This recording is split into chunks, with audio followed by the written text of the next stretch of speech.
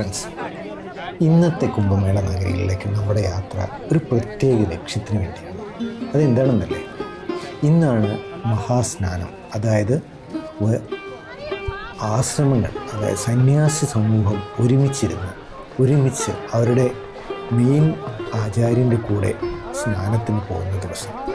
ഇതൊരു കുംഭമേള കാലഘട്ടത്തിൽ 2-3 എണ്ണം മാത്രമേ നടക്കാറുള്ളൂ, പ്രധാനപ്പെട്ട സ്നാനം.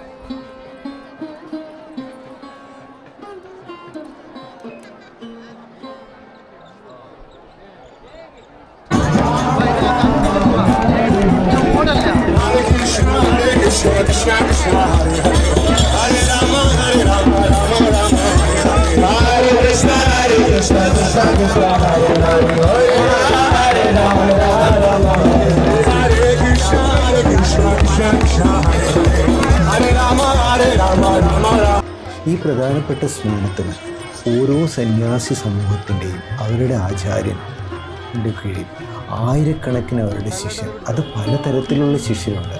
സാധാ മനുഷ്യരുണ്ട്, സന്യാസിമാരുണ്ട്, അഘോരികളുണ്ട്, അങ്ങനെ പല രീതിയിലുള്ള ഇതിനെല്ലാം കൺട്രോൾ ചെയ്യുന്ന ഈ മഹാസ്നാനത്തിന് വേണ്ടി പോകുന്ന സന്യാസി സമൂഹത്തിനെ മാത്രം കടത്തിവിടുകയും ബാക്കിയുള്ളവരെ എല്ലാം സൈഡിലേക്ക് ഒതുക്കി നിർത്തുന്നതും മിലിറ്ററിയും പോലീസും ചേർന്നിട്ടാണ്.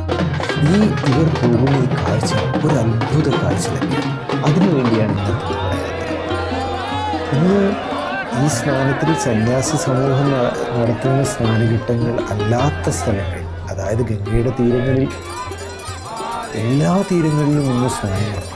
പക്ഷേ ഇവർക്ക് വേണ്ടി പ്രത്യേക ഒരു സ്ഥലവും സമയവും അനുവദിച്ചിട്ടുണ്ട്. ആ സമയത്താണ് ഇവർ പോകുന്നത്. അത് കാണാൻ കോടിക്കണക്കിന് ജനങ്ങൾ വഴിയിൽ തടിച്ചുകൂടും. അതുകൂടാതെ ഒരു 4-5 ദിവസം മുന്നേ ഈ സ്നാനത്തിൻ്റെ ദിവസം അതൊരു പുണ്യമായി കരുതിയാണ്. അന്നാണ് ഈ ഗംഗാജലത്തിൽ അമൃത് വരും എന്ന് വിശ്വസിക്കുന്നത്. ആ സ്നാനത്തിന് വേണ്ടി ലോകത്തിൻ്റെ എല്ലാ സ്ഥലങ്ങളിൽ നിന്നും ജനങ്ങൾ അവർ ആ സ്നാനത്തിന് വേണ്ടിയുള്ള തിക്കും തിരക്കും അതൊരു അനുഭവമാണ്. ആ അനുഭവത്തെ, ആ അനുഭൂതിയെ അനുഭവിച്ചറിയുക എന്നുള്ളത് ഒരു വലിയൊരു അനുഭൂതി തന്നെയാണ്. ആ കാഴ്ചകളിലേക്ക് നമുക്കിന്ന് പോകാം.